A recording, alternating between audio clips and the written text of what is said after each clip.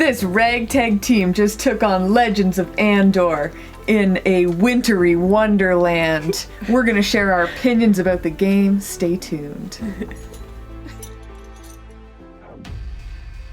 Wonderful. Well, thank you so much for joining me for Legends of Andor Eternal Frost. Now, you haven't ever played the original game. No. So for me, this is a sequel. For you, this is your very first experience. And if you've seen our playthrough, you know that we have a reluctant rules, what shall I call you? Someone who just is hesitant to learn new games. We have an absolute game master here, literally a dungeon master in Dungeons and Dragons. And we have a medium weight strategy gamer here.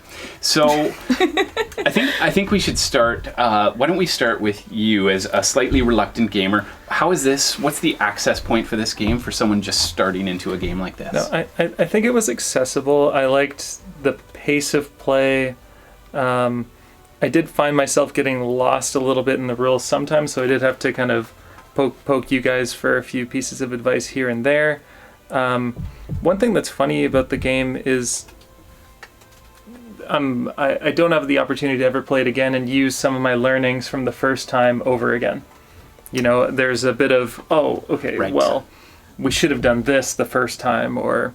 Andor's a one and done game, so you play it and you move on to the next scenario. So you could apply it in the next scenario, Right. but you can't. I mean, you can redo this one, but you'll know all of the secrets. Yeah, exactly. Yeah, So that makes sense. yeah, I mean, I had lots of fun playing. I think, I'd play the next one, I think.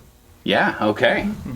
Let's step it up slowly. We'll come to the heavyweight later on this. So medium weight strategy gamer. Did you enjoy the game? Did you find yourself having a good time? And what did you like? What did you not like? Yeah, overall, very enjoyable game. I liked that you had a bit more background on the game because I found, since it was so cooperative, I could ask you my questions and open it up to the whole group and say, hey, what do you think I should do here? So, as a first-time player, I found that really helpful to get input. It made my decision-making a little bit smoother, I would say, throughout the game. I did find sometimes the text blocks were a bit hard to absorb. So that might be more difficult if we were all new players to the game. But overall, enjoyable. I would also try the next installment.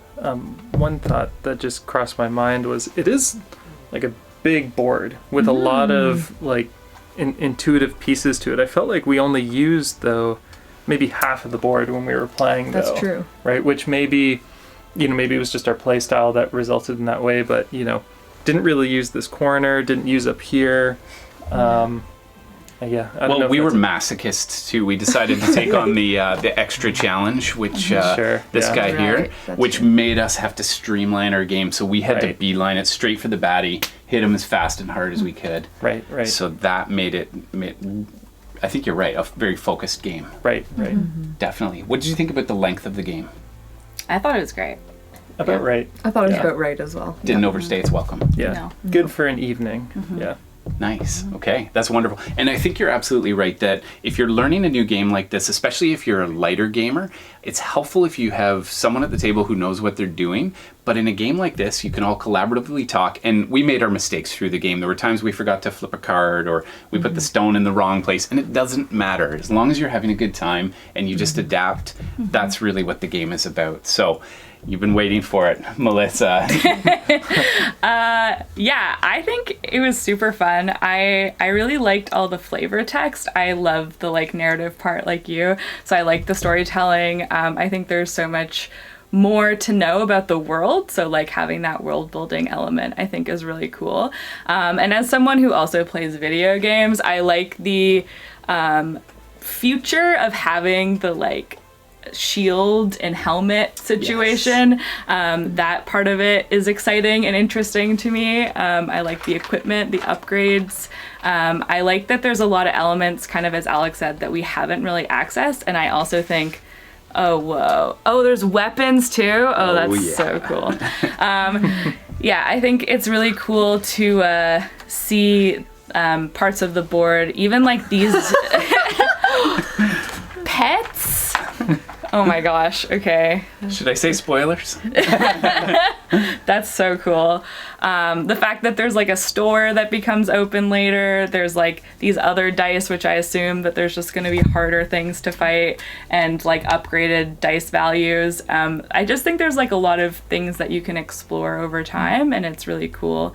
I really like the strategy aspect of it, and the cooperative thing was nice, as like playing a game for the first time, having it being cooperative is like a nice aspect of it. So yeah, I enjoyed it. And I think it's cool because like all of the characters are really neat too. I liked that they all had different abilities and that they could work together. We sort of figured out near the end that we were not pairing them up very well, but that's okay. Yeah.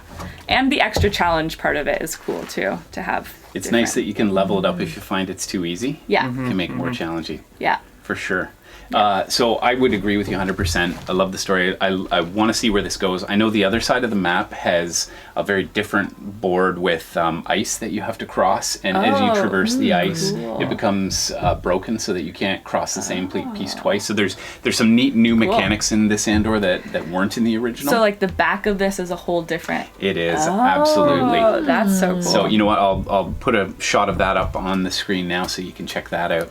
Neat. So what I would say, just to conclude my thoughts, I think the simplicity of the game is both the best part of the game and the worst part of the game. Yeah. Because it is so simple. I'm conscious that you as a D&D player are thinking like, what do I do with my character? Well, there isn't that much. You can't upgrade new powers. You're not getting like extra abilities, anything like that. Yeah. So for someone who's looking for a really, really heavy game or a really complicated character building game, you're not going to get that with this game.